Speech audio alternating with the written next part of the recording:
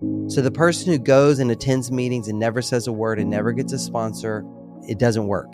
Compare that to what's going on in therapy. Same thing. You know what works in therapy? Mechanisms of action. Doesn't matter what modality of therapy, what type of training the therapist has. It's the therapeutic alliance, and that the client believes that the therapist believes that the program will work or the therapy will work. It's oddly similar, and it's in relationship. So I said, why do this in a relationship that's once a week? What if you took those same two things and you put them in the relationship that is with you more hours a day, more days a week than anyone else? What if I tell my wife everything and I put this marriage first?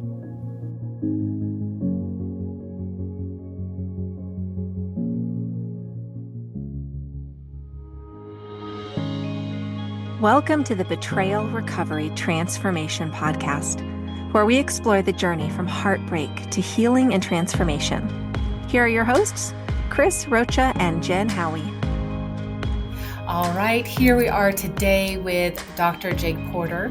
He is the founder and president of Daring Ventures, a leading counseling and coaching organization that specializes in complex trauma, betrayal recovery, and addiction healing. He holds a doctorate of professional counseling and is a licensed professional counselor, certified sex addiction therapist supervisor, and trained in a wide range of trauma-informed modalities. Dr. Porter is also the creator of the couple-centered recovery model, which forms the foundation of his newest programs. And let's be honest, this individual has many amazing programs. And so we're going to learn about one of those today. We're going to hear about integrity-driven recovery, and I'm really excited about this. I had the pleasure of meeting Dr. Porter for the first time at SILS, the Sexual Integrity Leadership Summit, which took place in Portland, Oregon, this in spring of 2025. And we got to sit down and talk a little bit about this integrity-driven recovery program that is apparently launching in the fall, Jen. And I was excited because you and I, Jen, in the years that we've been doing this together, doing groups and healing together even, we have talked about something's missing. There's that acting in versus acting out with the struggling spouse. We've talked about behavior modification, how that doesn't work. And something's missing when that void that is created when the addict is no longer seeking that addiction or giving into that addiction. There's a big old pit that's left, and we got to fill it with something good. It doesn't just evaporate and go away. So I was excited with Jake about these. He's identified these things, and he's got things to fill the hole, which is so exciting. So wives, if you're listening, this is good stuff. I do want to say that in addition to Dr. Porter's expertise, he's genuinely, Jake, you're here. You're sitting here staring at me in the camera.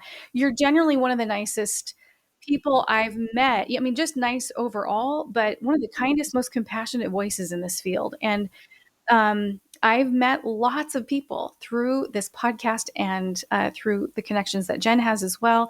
And you do stand out as exceptionally kind, warm, and humble. And I know everyone knows you're deeply committed to helping couples heal and thrive. So thank you for that.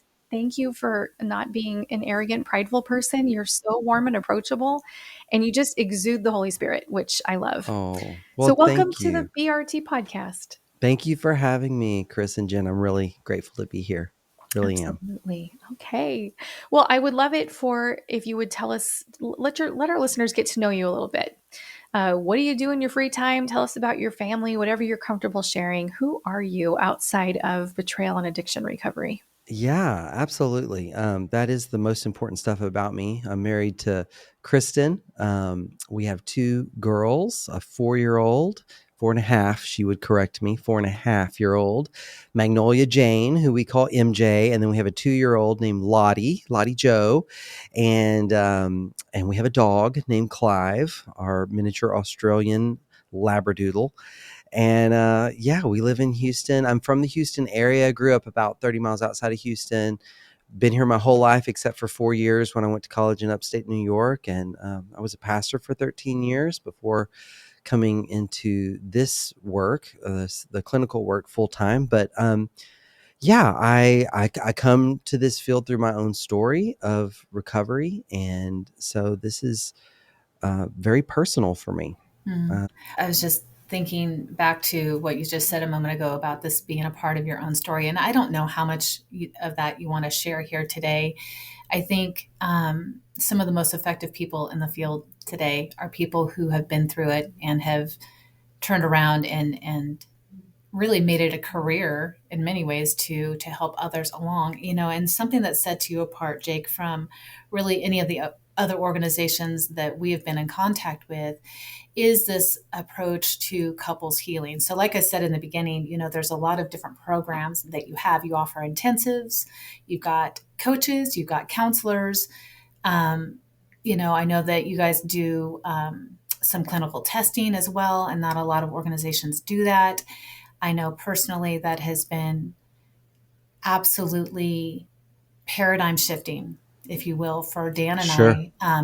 That's really the testing that he got done with you guys, and the direction leading that he received from Daring Ventures set him on a completely different course than what we've been on for the last 10 years. So all of that said, I hate to make you choose a favorite program, and I know that you are this creative, energetic human being. And I know that you're continually moving things along. Will you just share a little bit of history about where you started with Daring Ventures, about where the programs you started with and how they've sort of evolved into where you are today? Yeah, absolutely. That's a great question because I do feel like I've been reflecting on this lately, just in the last few months, actually. I feel like I've come full circle in a way. Um, so as I said, I came into this work through my own story of recovery. I got into recovery in '09, early '09, late '08, early '09, was when my crash and burn experience happened, and then found recovery. And then it was, so I did my own work for a few years. In 2013 is when I started CSAT training, and began kind of doing both the pastoral thing and the counseling thing in 2013. And in 2017 is when I started doing ventures. Okay, so in that time, though, when I started doing the clinical work professionally, I was like, I will work with male addicts. I get it. I know male addicts. I am one. I know what to do. I know how to help. And so I was very set. That's who I'm going to work with. But I lived out in a small town at the time, 30 miles outside of Houston, um, and I was actually found by someone one town over, or I guess technically two towns over, Kathy Reynolds, who is an APSATS trained coach. And she saw me, found me on the ITAP website, called me, and she had these partners. And she said, she talked to me and she was like, would you please help? Please. And I could not say no, because that's one of my problems. I know codependency is a bad word, but I'll use it about myself. There was a codependent little tendency in me there. I have a hard time saying no. And so I'm like, okay, so I said that. And to my surprise, I really liked working with partners. And it actually helped me with the addicts I was working with, right? And then they started asking. So now I'm sometimes seeing, like, and this is not something that I actually advise people to do, see people in multiple roles. But at the time, didn't know any better, and I was in a small town. So I'm seeing husbands and wives individually. And then they're begging me, please see us together. Please, please. And I'm like, no, I don't know. I took like one course on marriage and family therapy. And no, I'm not qualified to do that. And then I said yes, because I couldn't say no. And somewhere literally like in the middle of these sessions, I would sort of stumble onto these realizations. And this one moment in particular was really pivotal for me. It was probably around 2015-ish, early 2015 or so. And I was trying to draw on the board. I was like drawing the husband, who is the addict in this case, husband's experience, and drawing sort of the relationship between his acting out behaviors, but also his defense mechanisms and his and underlying trauma. And I was drawing over here her experience. And all of a sudden I looked at the board and I was like, wait a minute, this is a mirror image of each other. And then I saw it like fit together, like putting these two things together, and something just clicked in my head. And then I was like, okay, there's something's here. And I just went head first then into a deep dive of learning about attachment theory, attachment styles, emotionally focused therapy, eventually PACT therapy, which is psychobiological approach to couples therapy. I mean, I just went headlong and in that direction. And what emerged from that was this couple-centered recovery model, which basically says that we're going to put the primary relationship at the center of the recovery process. And that when we do that, and there are always exceptions, there are contraindications to when I would not recommend this, but generally speaking, when we do that, it's harder, it's scarier, it's a lot more work, it's more intense. It also leads to deeper healing, usually faster. Yeah. So yeah, I've talked a lot. There you go. Oh, no, that's great. I've got 2 questions. Okay. First one is I have heard that couples counseling is something that comes after the individual therapy happens, that she Right. needs to stabilize, he needs to stabilize, they need to, have their separate groups, etc. And then after they've each pursued their own healing, then we work on the marriage. But first we need to work on the individual. So what you're saying is backwards, Yes. but it's very hopeful to me. So can you explain what you've witnessed with this? Yeah, I sure can. And you're exactly right. It is backwards. And there are a lot of people who I respect deeply in this field who disagree with me, and that's okay. That's okay. But one of the things that I found when I was doing research is that there are all these studies on what's called mechanisms of action. So in other words, the mechanism of action is what actually makes a treatment effective. What causes this intervention, treatment, whether it's a pill or a behavioral modification tool or whatever it is, what makes it work? And they've done these studies on 12-step programs and like multiple studies on this. And 12-step programs, when they work, excuse me, they work for 2 reasons. There are 2 mechanisms of action. One is that you find either a person or a group of people, so it's either a sponsor or what might be called a home group, and they know everything. You have no secrets. Okay, there's an old 12-step slogan, you're only as sick as your secrets. And there's the whole emphasis on rigorous honesty, right? And so you have a person or group of people who you tell everything to them. You hold nothing back. They get the full reality of who you are. That's number one. And then the second thing that makes 12-step programs work is that you actually submit yourself to the program. That's what's meant in 12-step programs when they say it works if you work it. Mm-hmm. Okay, that's something that they often say at the very end. It works if you work it and you're worth it, or something like that. I say something like that, like I haven't been to 5,000 12-step meetings myself. Okay, so, but what is that about? What is that about? Well, it's about this. Your own best thinking got you here. That's another 12-step thing.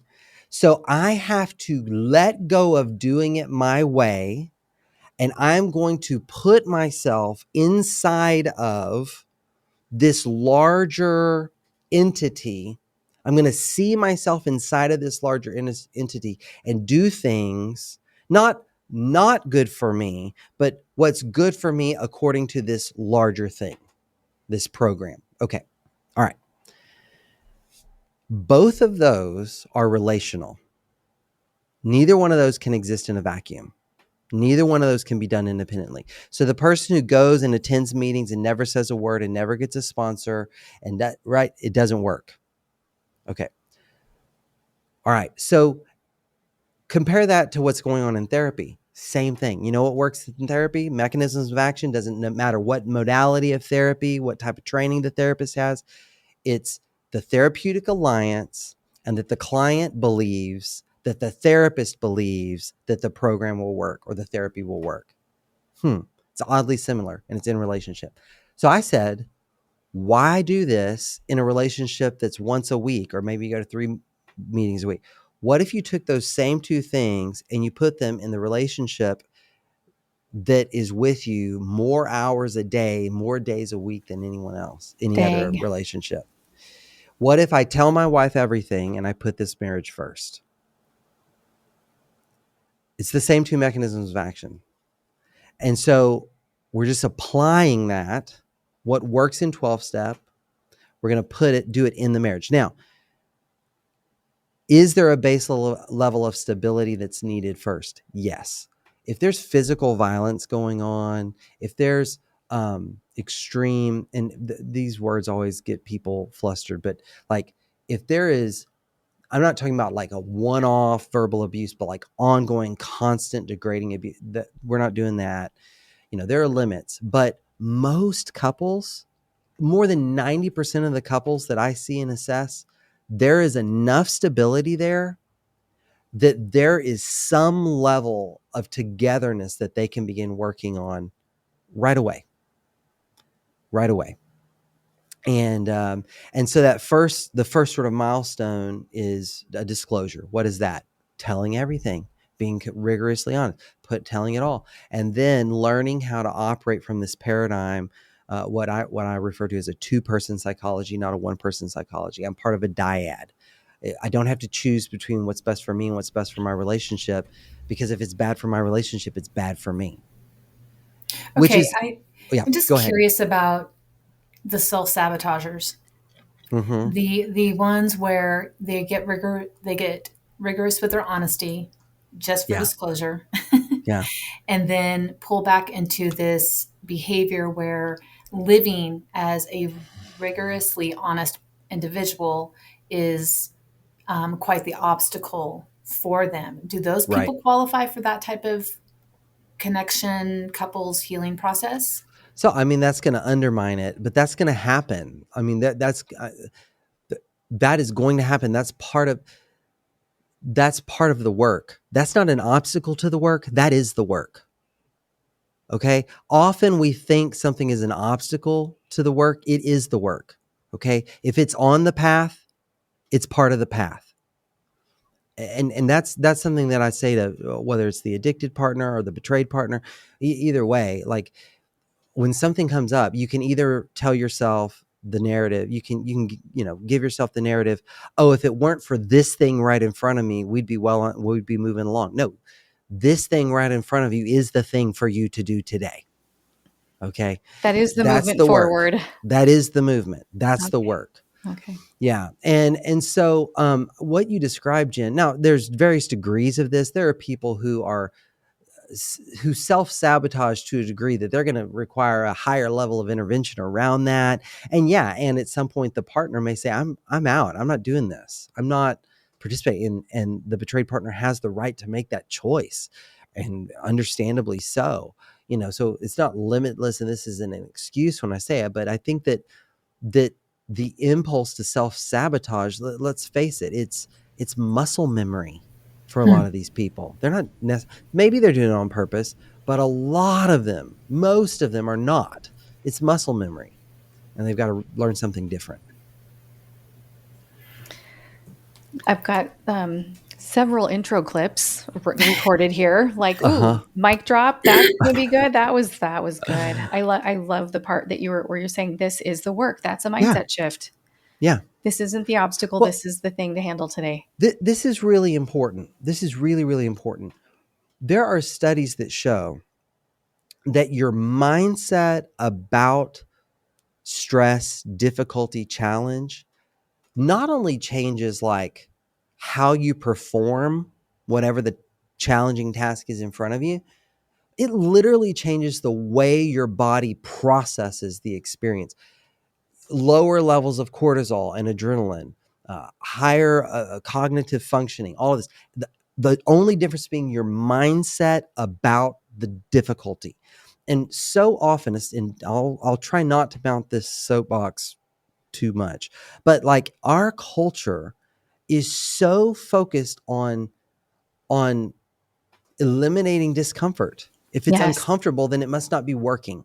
Like the moment I run up against some resistance or something gets hard or something feels like a struggle, I interpret that something's not going right. Either I'm not doing it right, or my partner's not doing it right, or my therapist isn't getting it right, or my coach isn't getting it right, or whatever it is. And the reality is all growth and transformation that takes place over time. So unless God and he can, and sometimes does, miraculously, mercifully, gives you the grace to just radically transform in a moment, which again can happen, but that's not the normal course of things. The normal course of growth is struggle. Mm-hmm. Mm-hmm. And so I want the people I work with, when they hit that moment of struggle, instead of going, oh, what's wrong? Why isn't this working? They go, here it is. This is hard and I'm doing it. This is hard and the struggle shows I'm on the path of growth. I'm blazing a new trail, right? I'm moving into uncharted territory. All new behavior is awkward. Mm-hmm. Embrace the awkward. Hug the cactus. Mm-hmm. Yeah. Hug That's how the you grow. cactus. Oh gosh. Yeah. I see a new sticker for Chris. That's going to happen. Hug the Cactus. 100%. Yes. We will definitely get that. I'm thinking about this, and there's so much of movement of protect your peace. Protect your peace. And that has come at the cost of moving towards discomfort and growing in capacity. And if we don't grow in capacity, we don't grow in our resilience. And can you speak to that just a tiny bit? And I feel like we're getting a little bit. I feel like we could all talk for hours on all of these subjects. I really do want to get to your new program. Yes. But can you speak on that for just a moment about this concept of protecting our peace, but also moving to and embracing discomfort in order to build capacity and resilience? And before you do that, I just want to say, and that's yes, I'm excited to hear what Jake has to say about that. But I was just talking about this with a group of ladies in a group that I lead, about that in our culture. We have this idea that good means easy, Right. comfortable, pleasant, pleasurable, European vacation or pool day with the kids or Netflix and chill. That's good. But that's not God's definition of good. And so the example I gave was, I have calcific tendonitis in my shoulder. I've tried cortisone. That is not a sustainable thing to do to make this feel better. So what my doctor needs to do is something called barbitage. You guys, it has barbaric in the title of that procedure. They go in with a needle, this barbitage, and they stab you like 1,000 times to break up the calcium. And then they put saline in and they get the calcium out. And I have talked to a couple of friends that have had to do this, and they're like, "Yeah, I'm sorry, it was terrible. I threw up. The pain was so bad, I threw up. I almost passed out. It's like having things done on your fingers or toes. It's just such a sensitive area." And yet, the doctors say, "But this is good. This is good. The result will be good. It's necessary. It's moving you forward. You're going to feel so much better. This is the cure. So you're going to have to endure, a minute or two of nauseating 9 out of 10 pain with no anesthesia to have a good result." And when we were talking about that and they were starting to think of these different examples where they could say, "Oh yeah, I've got a metaphor for that too," it was kind of that mindset shift. So Absolutely. I hope that quantifies a little bit of that. Good is oftentimes incredibly hard and we grow through pain and discomfort. But Absolutely. let's get to In Jen's this world, you will have trouble. Mm-hmm. Yeah. Jesus said that. And Paul wrote in Romans 8, right? All things work together for the good of those who who love God, who are called according to his purpose. Well, what's the good there? Well, the very next verse defines it, that we're going to be conformed to the image of his son. We're going to be made like Jesus. Well, you can't be made like Jesus without a cross. You can't be made like Jesus without walking the Calvary road. That you cannot become who God has intended and purposed for you to become without struggle. Without a crop, that brought tears to my eyes. And on that note, would you, listeners, we'd just like to introduce the third host of our podcast, Dr. Jake Porter. He's going to be with us every week. No kidding. Darn, that was good. Wow. Well, Yeah. it's absolutely true. So Jen, your question, help me remember. I hijacked it. Sorry, Jen. What was your question Give it to me one more time. I know it was around discomfort. Honestly, I think this is just more of a conversational piece. We were just talking about the concept that we hear a lot through social media and even through a lot of counselors who talk about protecting your peace. And where is that line? How do you protect your peace and embrace discomfort? Right. Imagine if Jesus had sought to protect his peace by today's standards. We'd be screwed. Like that's to put it lightly. Yeah. Well, what is my peace? What is my peace? What is peace? What kind of peace am I talking about? Okay, I'm going to say, whenever I talk about this, I always get hate mail. That's fine. Ooh, bring it. We're spicy here. You can be spicy. Yes. Okay. Let me qualify this by saying I am not talking about every single therapist or coach who works with people, with individuals. Okay. But by and large, individual therapists or individual coaches work from a paradigm of eliminating the distress of their client. So if I'm working with someone individually, non-consciously in the background, the paradigm that is informing most of the time, the training I have is based on a paradigm that says, if they're in distress, my job is to help them figure out how to eliminate that distress. Accurate. You cannot be in relationship with another fallen human being with that goal. You can't, like that. That cannot be the ultimate goal. Okay. Because you will cause distress and your partner will cause distress. Now, I'm not saying you create it on purpose. I'm not saying you don't act with wisdom to minimize distress. Of course we want to minimize it. But when distress comes up, is my mindset, this is a problem to be solved and eliminated as quickly as possible? Or is this an opportunity for us to grow? See, couples therapists figured out a long time ago that second mindset is the only way a relationship is going to be set up for flourishing. And so my peace, disrupting my peace, what does that even mean? What is my peace? I don't know what that, like, I'm not supposed to feel any anxiety at all, or I'm not supposed to have a hard day, or like, you can't tell me something if it hurts my feelings, or, I mean, like, what I don't know. Like, that is a really slippery slope to measure my life by. Ooh, yeah, it is. And the problem with that is you'll hear a lot of people say things like, and these are legitimate things. I don't want to discount what people are experiencing. You're talking to a woman who has her first husband in prison, and her second husband had a sex addiction, and it's been quite a show. And I've had my own issues with tons of cortisol spikes and, health issues due to the amount of stress that I've been under. And so I think maybe we need to start asking a different question. Maybe we say protecting our peace because I think it just sounds pretty, and it means drawing boundaries, if you will. A lot of people think drawing boundaries means I'm going to draw a circle around you, and that's not really what it is, right? It's drawing a circle around us, and then if you cross that boundary, what will I do in response to you, sure.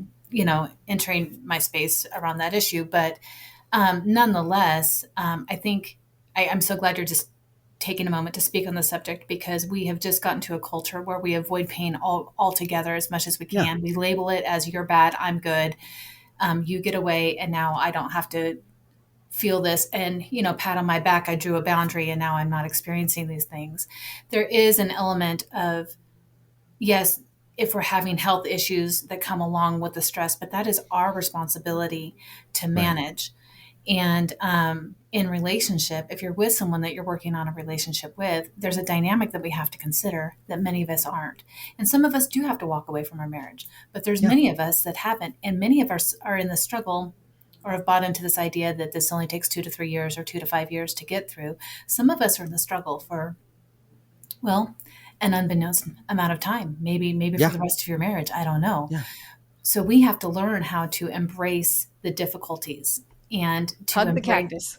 hugging the Hug the cactus. cactus. Yeah. I live in Bend, Oregon. There are plenty of cactus out here in the desert. There is where you are as well, I think, or at least near you, Jake. But um, so thank you for just taking a moment to talk about that and the importance of it, because I don't know that a marriage can recover without really considering the importance of not just embracing the struggle, but even moving toward the struggle and understanding the benefits that the struggle brings.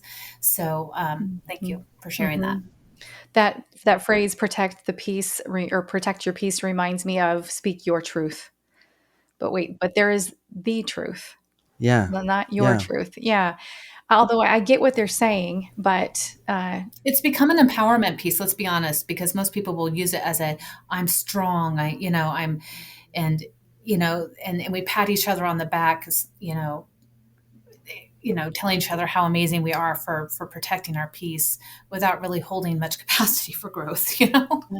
it's interesting though, because when I think about people who I think are strong in history, Joan of Arc, I don't think she was protecting her peace. I think she was No. going headlong into, Yeah. into danger and destruction, and so many biblical, examples too. But yeah, I love this conversation, guys. Jen and I talk a lot about being comfortable with being uncomfortable, Absolutely. and that's where the growth comes from. It's in our darkest days that we gain our strongest confidences.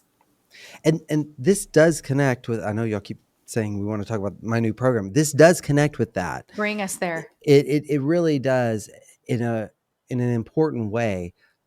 I don't want to be totally dismissive of the idea of being at peace, but we've got to have a higher resolution picture, definition, understanding of what that is. It can be too fuzzy if not. If by protect my peace that means I don't experience difficulty, pain, struggle, discomfort, that's really dangerous. Here's the peace I want. I want to be able to put my head on my pillow at night and know that I have lived in alignment with my values, and that when I haven't, I've owned it. I want to be able to wake up in the morning and look myself in the mirror and know that what I'm going to do today is in alignment with the purpose that I feel God has for me and for my life. If I'm in that space, I have peace in the midst of discomfort, hardship, and struggle. So it's not binary. I'm at peace or I'm not. Like if we get into that mode, that is not going to work well. That is going to lead us in a direction we don't want to go. But when I can find peace in my own sense of integrity, and I define integrity as living in alignment with my purpose and my values, okay? When I do that, I'm at peace. And so the new model that I've created is called integrity driven recovery. And so the very first question you asked, Jen, was you asked me to kind of tell the circle, and I said I had gone full circle. So here's the rest of that circle. So starting in around 2015, I went all in on couples work. A few years later, I was only seeing couples. I had almost entirely eliminated individual clients from my caseload. Developed a model, wrote about it, speak about it, all this kind of stuff. And just over the last 2 years or so, I've been, okay, so I create this model for couples, and now I've worked to create the model for the individual inside that couples model. And it's this idea of integrity driven recovery, that my recovery isn't driven by, chips, collecting chips. Not that I have any problem with collecting of chips, but it's not driven by checking boxes or by my wife's affirmations or by whatever. It's driven by my character and my desire to be a certain man, to be the man I want to be. And when I step into that identity, there is a reward for me in that. And that, all the other stuff is great too. I can enjoy it. I can want it. I can be disappointed when I don't get it. But what drives me is my integrity. So is the program then for the recovering addicts specifically? Yeah, I'm starting out with the sort of addict version of it, but I am also working on a parallel model for betrayed partners. Yeah. Wonderful. So tell us about your program. Okay. All about it. Get all into that. I think you were saying there was different pillars or different modalities. Yeah. So a couple of things kind of came together for me in putting this model together. And way back when I did my doctoral research and my dissertation, I utilized a framework that I found by a guy named Eric Johnson, who's a Christian psychologist, and he talked about these 4 orders of being for humans, and he had really clinical sounding terms for it: the biophysiological, the psychosocial, the ethical, and the spiritual. But I used that in my research, that understanding, and I've changed it. I've simplified it a little bit, that there's the physical, the emotional, the ethical, and the spiritual. Thank you. And so, yes. Layman's terms. We like those. Yeah. And so the way to think of this is, it's not like these are 4 ingredients, or they're not like, conceptually we can separate them, but functionally these 4 dimensions of who we are as humans, they're always all operating. You can't only dabble in the spiritual. You're always working in all of these. Okay. And but conceptually, to see these 4, we'll go with dimensions of the human experience, I can better understand who I'm created to be, and maybe where I'm out of alignment. So my body, the physical is my body. If addiction is a real thing, and I am assuming y'all believe it is, and the people who listen to this podcast believe addiction is a real thing. What do I mean by that? Addiction is more than, is addiction a sin? Yeah, I'm going to say that, and some people get mad about that, whatever. Okay. Yeah, there's sin involved, but is there more than that? I think there is, because we know that the brain literally changes in such a way that the dopaminergic reward system of the brain is, in a sense, hijacked. It is compromised. When I am in active addiction, my body now, because my brain is a part of my body, is literally compromised. That impairs my emotional capacity, my ethical capacity, and my spiritual capacity. So from the bottom up, with these 4 orders, you get capacity. That's why we have to start with sobriety. If someone remains in active addiction, they are going to have a limited capacity to the work they can do on these higher orders. So we start by shoring up that physical safety and stability. Same thing for a betrayed partner, right? That's why we teach the grounding skills and the breathing techniques, and we try to get them into a stable setting and all this, so there's not the re-traumatization going on. That is a literal physical thing happening in the neural pathways of the brain. And so it matters. Your body really matters, because the more we increase the health of the body, the more capacity we're going to have for doing the emotional work, the self-regulation, the affect regulation, right? The naming of my emotion, the ability to communicate my emotion. The more we do that, the better we're going to be able to actually live out our values. That's the ethics. I'm going to be able to show up in relationship the way I think is right. Okay. Show up with love. Okay. And then as I do that, I'm actually living my purpose, my spirituality.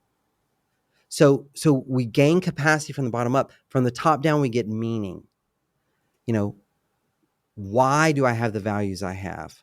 Why do I create the stories I have? And why do I act certain ways in relationships? And why do I treat my body the way I do? What has to do with my sense of purpose, being connected to that which is beyond me, my calling? That's spiritual. And so that goes with the top down.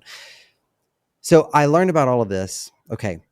Fast forward several years when I was 70 pounds heavier than I am right now. And I decided to lose weight, and I joined this program called Men and Women of Discomfort. And it has me doing things like intermittent fasting and going 90 days eating zero sugar, zero alcohol. I could only have salt and pepper as seasoning. I could have meat, vegetables, fruit, 1 cup of rice per day, 1 sweet potato per day. That's it. Drink water, unsweet tea, black coffee, cold shower every day, breath work every day, uh, high intensity interval training 5 days a week. I mean, like, it was very intense. Changed my life. Why?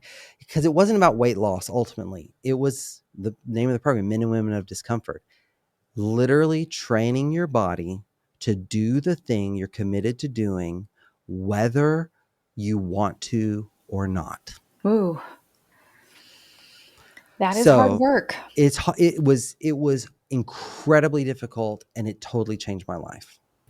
Did you execute it immediately, or were there patterns where you were not executing as well and then had to like start over?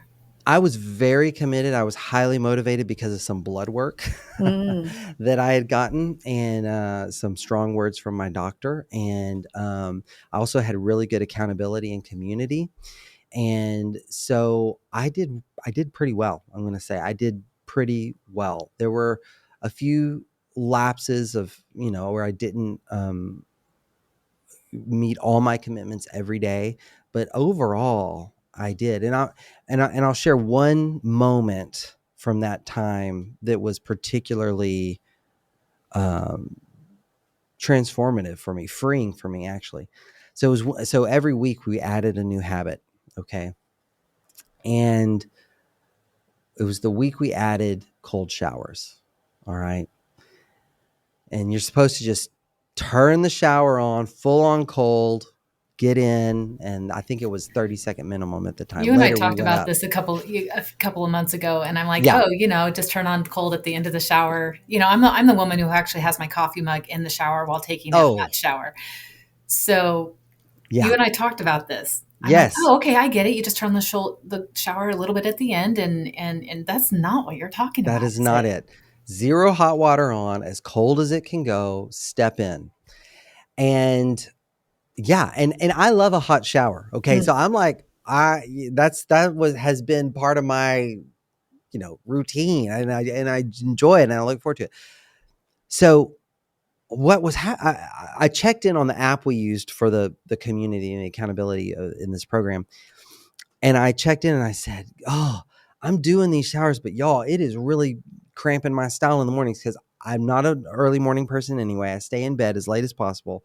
Like, once I get up, I got to get going, and I'm finding myself wasting minutes standing outside that shower. Like, am I really going to do this? Am I really going to step into this stream of cold water? Yeah, like, and so it felt like 5 minutes. It was probably, a minute and a half or whatever. I just stand there. So I checked this in, and the guy who created the program, his name's Dane, replies to me, and he says, "Jake, why are you doing that? Why are you even putting yourself in that position? You've already decided you're going to take the cold shower. Stop trying to renegotiate with yourself." And when he said that, something like clicked in my mind, like, that's right. If I have made the decision already, every moment that I delay the execution of that decision, I am opening up opportunity for renegotiation. Is this my commitment or not? And it's okay, cold showers, cold showers are not going to save anyone's life or marriage. But that principle will. That mindset will. And here's what's really cool. Just like exercising a muscle in your body, when you exercise your brain to choose what you have committed to do, even in the face of the discomfort of the moment, it is like a muscle that gets stronger. Your ability to choose in the face of distress increases. Mm. And so integrity-driven recovery, I took a lot of what I learned in this MWOD program, Men and Women of Discomfort. I took a lot of that. I took a lot of what I know from other things from performance psychology, a lot of science from addiction recovery, and I'm creating a program that is going to focus on the physical, emotional, ethical, and spiritual alignment for the healing of addiction. And and it's radical. It is radical compared to the mindset that says, "Oh, look, he's been." And I'm just going to make something up. He's been looking at porn for 40 years, and now's not the time to ask him to also give up sugar. Bull. Now's exactly the time for him to also give up sugar. Now is exactly the time for him to quit playing video games. Now is exactly the time for him to start working out every day. That now is the time. You have much more opportunity for success by putting all of those addictive processes on the chopping block at once than trying to do them one at a time. Because if you just eliminate one at a time, the addictive process is still active. Mm. And just think of how what this communicates to the betrayed spouse. When we are Yes. looking, when we are not listening to what they're saying, but watching what they're doing. Yes. I mean, I would be enthralled as if I were watching some incredible reality TV show that I was totally into, right?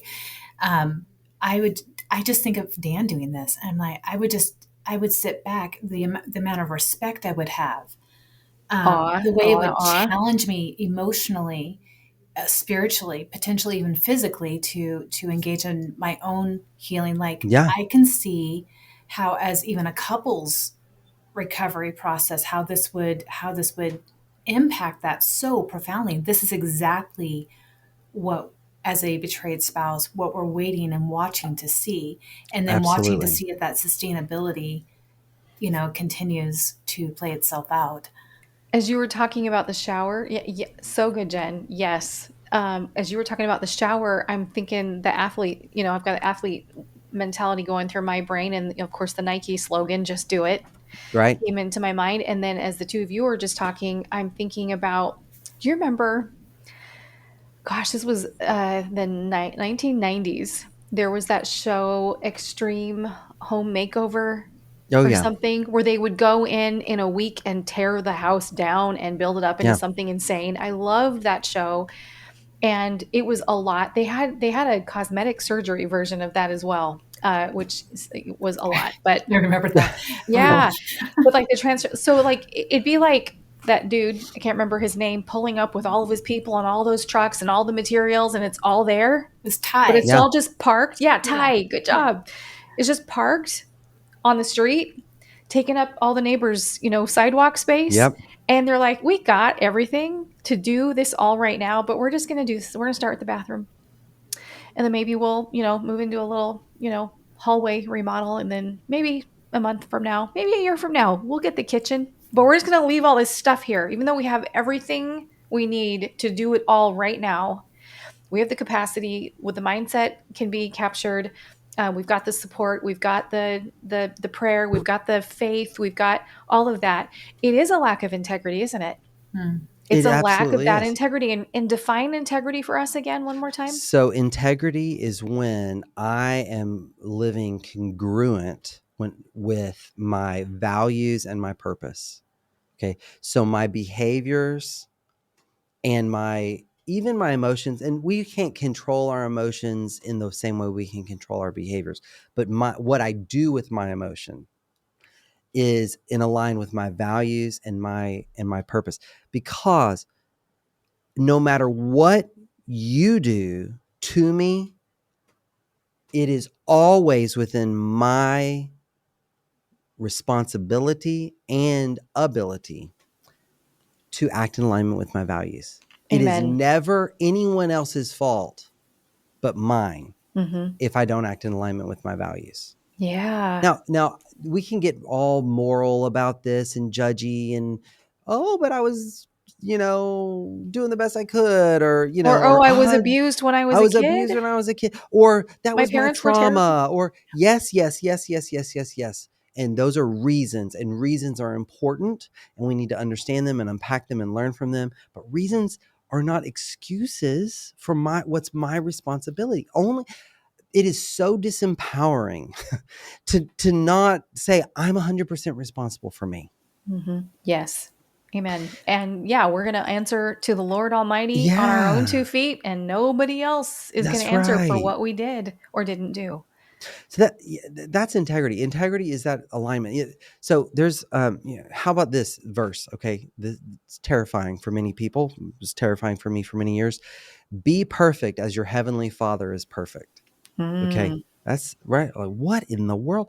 I don't like the translation there. So the word perfect, the Greek word behind that is from the word group telos. Okay, telos, like teleological. If anyone who's a philosophy person or a apologetics person may know about the teleological order. Telos means endpoint or goal. It means be complete or whole or mature. Be complete, whole, mature. Okay. As your Heavenly Um, Father is? as your heavenly Father is, in Whew. alignment. That's integrity. Okay. I'm going to be whole. Lack of wholeness is lack of integrity. Integrity comes from the same root word as integer. And so anyone who hasn't helped a fifth grader with math for a while, just a reminder, an integer is a whole number, no fractions. It's a whole. Okay. Integrity means I'm whole. I'm the same person here as I am there. And my values are aligned with my behaviors, are aligned with my emotions, are aligned with my purpose and the meaning I find. And so I want to be whole. That's maturity. That's integrity. That's the word behind perfect. When Jesus says on the cross, it is finished, that word finished is actually the same from the same Greek root word. It's complete. It is whole. It is paid in full. This is whole now. Okay. And so as a Christian, I trust that Jesus has already completed the work so I can get started. Right? It is finished, so let's get started.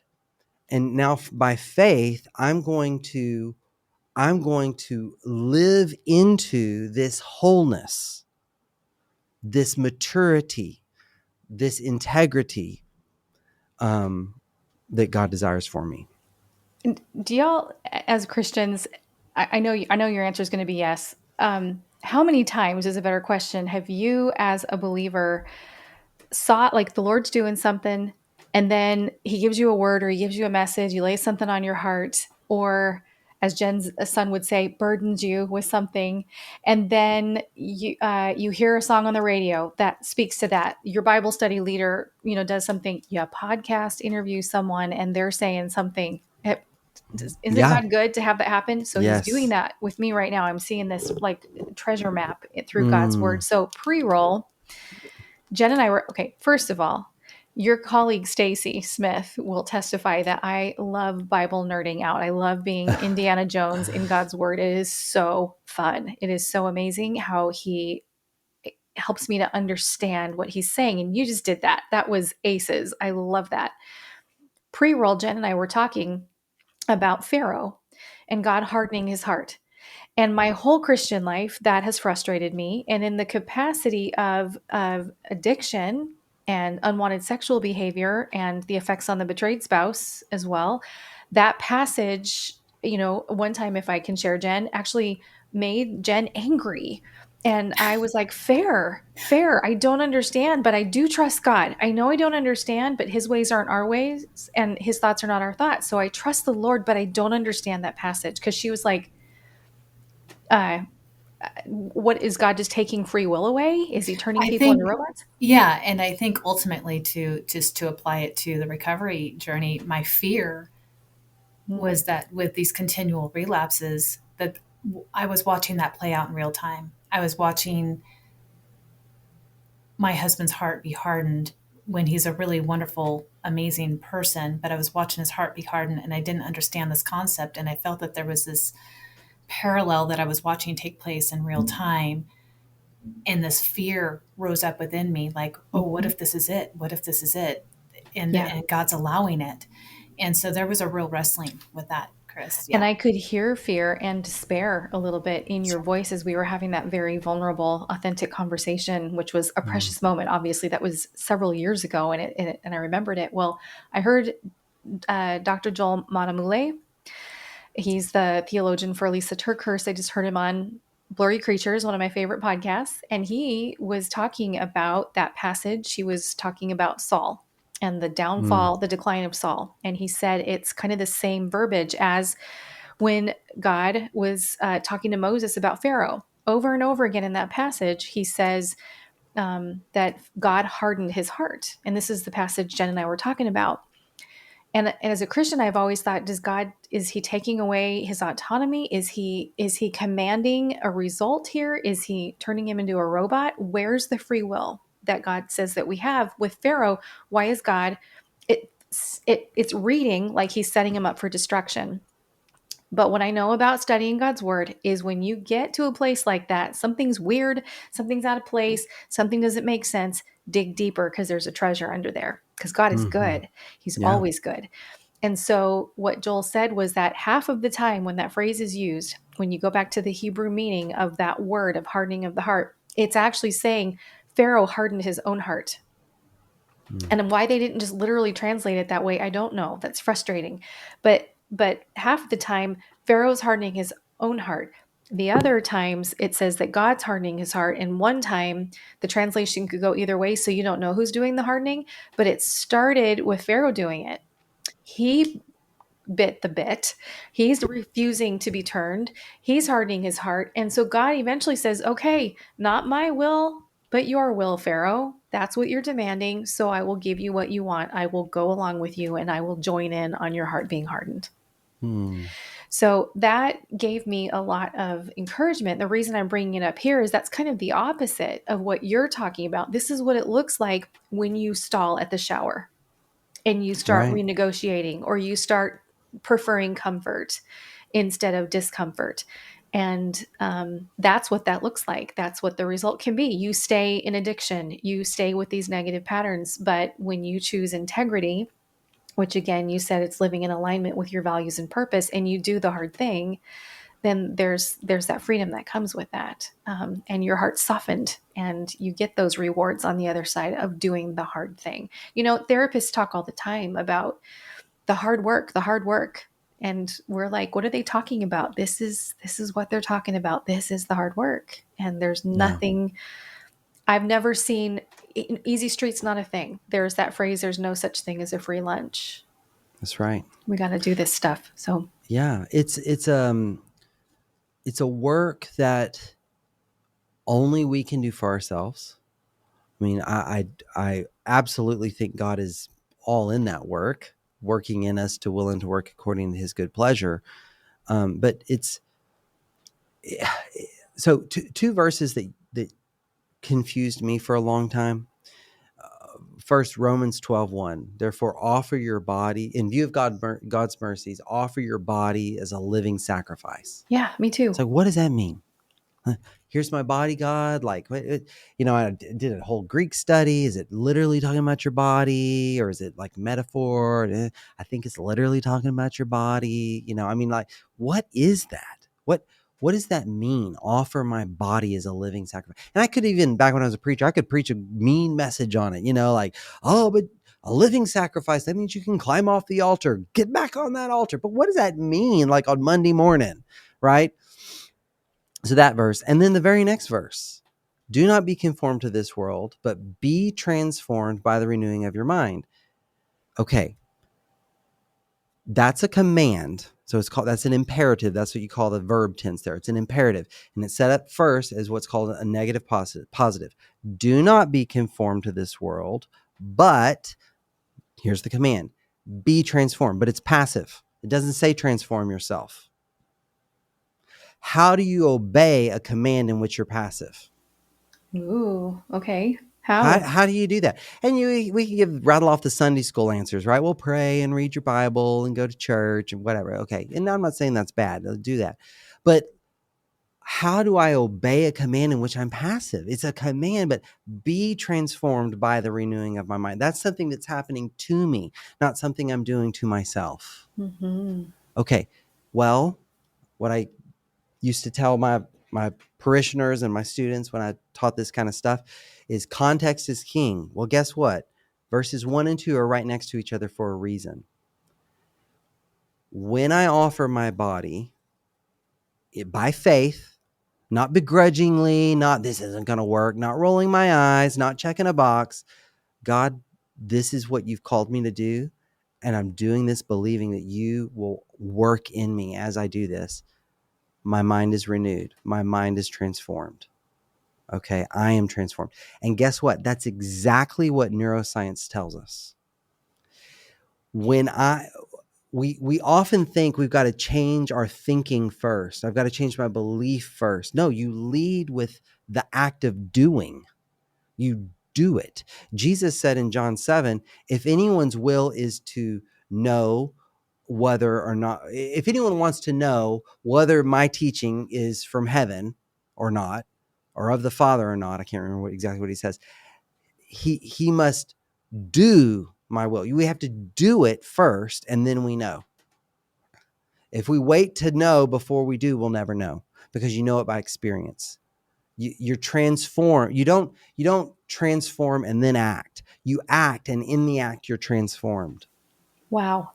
My That's dad the used to say, commit your will and your actions will follow. But I'm learning from you right now, it should read, commit your actions and your will follow. it's a both and. It's a Okay. both and. It's because my will does have to be committed, but it's a commitment. It's like me standing outside the shower. I don't have to be 100% sure I want to do this before I do it. I just have to be sure enough to do it. And then I have to do it. Actually, I don't have to do it. I get to do it. Yeah. Yeah. Oh, wow. It's amazing what God will do with our obedience. We don't have to have all the answers. We don't have to figure it out over and over No. again in his word. He just shows us that he just wants someone who says, yes, Yeah. I will obey. One of my favorite verses in the whole Bible, and it's one of my favorites because of how much I rely on it for my own peace, to go back to that idea of protecting our peace. Mm-hmm. And it's the story of when the man runs up to Jesus and says, Lord, I believe, help me with my unbelief. Mhm. It's not an either or. It's not an either or. I can believe and doubt all at the same time. That's okay. And my doubt doesn't mean I'm not acting in faith. It's not all or nothing. And so, I hope listeners hear that. Like, okay, you're not sure you want this marriage or not, but a part of you does. Act from that. Mhm. Yeah. Act from that. Mm-hmm. Or maybe you've been hanging on in an abusive situation, and a part of you has been saying, listen, it's time to draw that circle, draw that boundary, and take action. And you've been fearful to do that. Well, but move in alignment with your values and see what happens. It's like, and younger listeners aren't going to understand what I'm saying at all here, but remember trying to drive a car without power steering? Oh, yeah. Like, Yes. try turning that wheel when you're at a stop. When you're in motion, it's so much easier to change your trajectory. Yeah. That is, yeah. Yeah. Absolutely. We are about at the end of our time here, and I don't know if you can do two things real quick for us. And Jen, if you Sure. have any questions or comments, please jump in. But as far as this, I think when we were talking at SILS, you were talking about that this program that you have, this new program that's launching in September, there's certain things, certain Yeah. little buckets that you are having the men pay attention to. Can you Mm-hmm. briefly tell us about that, or are you keeping that Yeah. secret until No. September? I can talk a little bit about that. I think if I'm thinking of what you're thinking of, so let me first say I'm going to start out with a beta group or two. It's not going to be wide open because I'm going to try to really study the program and tweak it and improve it. And so I'm hoping to take, about 12 guys to start out with. Okay. And it's going to be, there's a high bar. You get to wear a Whoop, which collects biometric data that you will share with me. I'll have access to all of it. You're going to do lab work ahead of time. You're going to get a DEXA scan ahead of time. There's going to be daily check-ins. There's going to be nutrition involved, exercise involved, and yes, addiction recovery work involved, spiritual practices involved, and it's going to be really honing in on your physical, emotional, ethical, and spiritual dimensions of yourself, and trying to get them in alignment. Mm-hmm. Let's get them in alignment, and then let's learn how to make adjustments along the way, right? Like the metaphor I use here is I grew up living on the bay, and we had a sailboat, and when you're sailing, you got the rudder in this hand. You never get to just sit there and not move the rudder. You're because the winds are shifting and the waves are shifting, and that's what happens in our life. We're all subject to this drift. We're all subject to the winds and the waves that can, toss us around and all of this. But we know where we're going, and we're pointing ourselves in that direction, but it's requiring constant adjustment of the rudder, Mm-hmm. constant sensitivity to the pushes and the pulls. And I'm keeping my eye on where I'm going, and I'm keeping the tension on the rudder, and learning how to do that with my integrity is what will take you from mere recovery from an addictive behavior to actual transformation of your life. And that's what I want for people. I want people to not be a little free, but like truly free, truly free. Not, oh, you know what? Yeah, I'm not looking at porn anymore. Yeah, I don't want to single anyone out, but all these other unhealthy behaviors that are, I promise you, even if you don't know it, undermining Mm-hmm.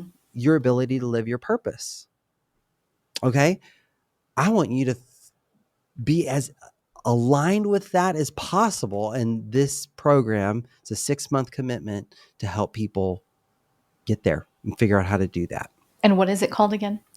Okay, so the actual program is called Ascent to Integrity, and it's based on the integrity-driven recovery model. Okay. And I can give you guys a link that maybe you can put in the show notes where people can go and apply to be in the beta group or learn more. Yes, please. That would be Yeah. fantastic. And is this a modality that you will write a book about? Might you Yeah. could coaches and therapists be certified in this? Is this That's where I hope to be headed, Lord willing. I hope a book comes out. Fall is a little ambitious for me right now, but soon, within the next year or year-ish, I hope a book is out. I hope that this beta program, I learn a lot from it. I'm able to create something more open and available to more folks. But yeah. I'm excited about that. Jake, as we wrap things up today, would you just leave our listeners with a word of encouragement? Where so many people are in different places when they listen to this podcast, so you're kind of throwing a net out there, but nonetheless, would you just leave our listeners with a word of encouragement as they are looking for their next steps, as they're looking to move towards discomfort, as they're looking to make hard decisions in regards to what they want for their lives? Yeah. What I'd say first is if you recoil from discomfort, don't beat yourself up. That's human. That's human. We all do that. And that's not game over, right? So we often judge that first impulse that comes up in us as the success or failure, as the moment of success or failure. And I guess what I want to say is that is not game over. Whatever that resistance or that that impulse that is against your values or against what you feel your God-given purpose is, like, that is not a sign of failure in you. That is not game over. That is game on. That is the moment of opportunity. That is the moment of growth. Okay. And so, like, I hope that listeners can walk away from this maybe telling themselves a different story about their own stories, telling themselves a different, what you tell yourself. It's not what happens to you. It's not what happens to you that matters most. It's what you tell yourself about what happens to you. So check your story about your own struggle and hold it up against the story of the cross. And if you can't fit your story into the story of the gospel, then I would suggest you need, and maybe get community to help you do it. See yourself in him, hidden in him. Your life is hidden with Christ in God. We're crucified with Christ. Like, he is replicating in us the pattern of Jesus. And if you can bring that truth to bear as you walk whatever Calvary road you're on, that ends in resurrection. I'll leave it at that. On that note, wow, I've been so blessed by this conversation. Thank you. Thanks to both of you. This has been so affirming and so educational, and I took so many notes, and I'm looking forward to listening to this again. But Dr. Porter, thank you for joining us. Thank you. We're looking forward to having you back to talk about attachments. And God bless as you write this book and release this new program that is so, I think, groundbreaking and so necessary. And I can feel the Holy Spirit all over it. We'll be praying for you. And thank you, Jen. Yeah, thank you. Thank you for joining us on the Betrayal, Recovery, Transformation podcast.